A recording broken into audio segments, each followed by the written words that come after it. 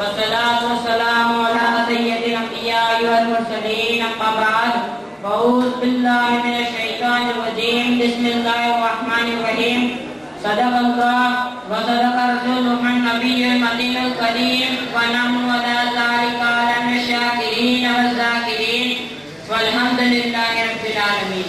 میں نے اس آیت مبارک کو پڑھنے کا اصل حاصل کیا، اس پر کچھ دیر کچھ لفظ ثانی کرنے سے پہلے آئیے ہمارا مل کر آقا نامدار مکہ مدینے کے تاجدار دونوں عالم کے مالک و مختار جناب احمد مصطفیٰ محمد مصطفیٰ صلی اللہ علیہ وآلہ وسلم کی بارگاہ میں ایک مرتبہ درود شریف کا ہدیہ پیش کریں. پڑھیں اللہم صلی علی سیدنا مولانا محمد محمد وبارک وسلم. الصلاۃ والسلام علیک یا رسول اللہ صلی اللہ علیہ وآلہ وسلم.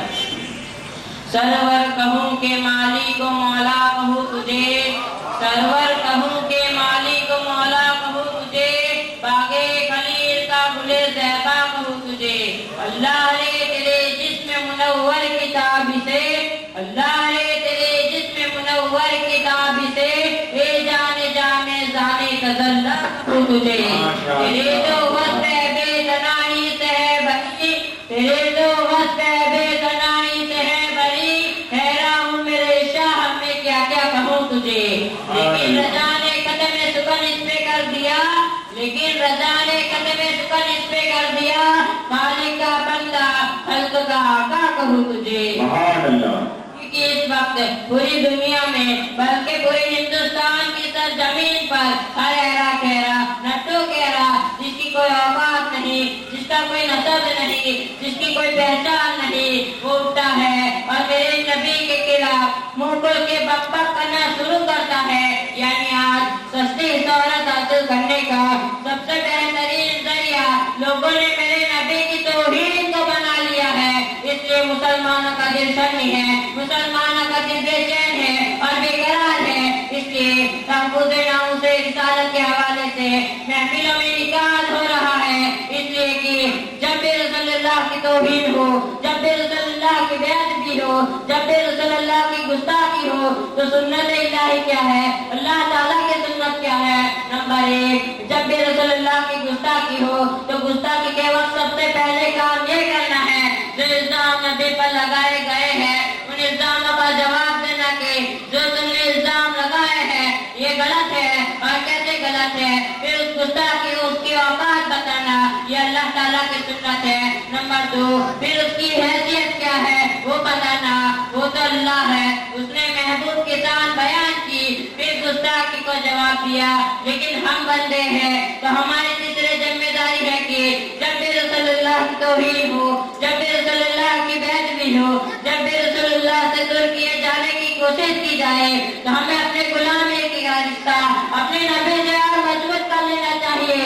اس لیے کہ پوری کائنات کے اندر رشتہ غلامی بہت مظلوم ہے، بہت ذلیل ہے، بہت رسوا ہے. جس سے بھی غلامی کا رشتہ جوڑو گے ذلیل ہو جاؤ گے.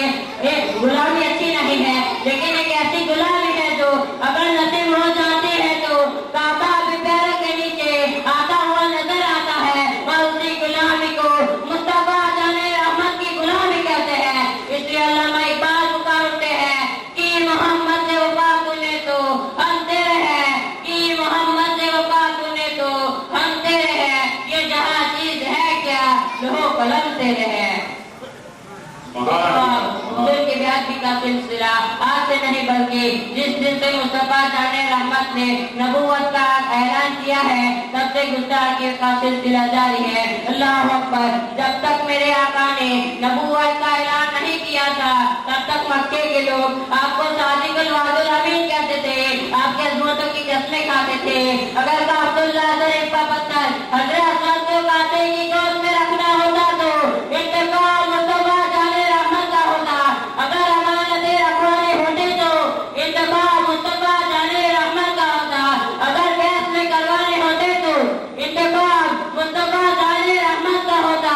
اور یہ نہ ہو جس نے قدرت نے اپنے لیے منتخب کیا ہو کائنات اس کا انتخاب کیوں نہ کرتی. اس لیے میرے ایمان کہتے ہیں اور بڑی جان سے کہتے ہیں ذات و انتخاب بس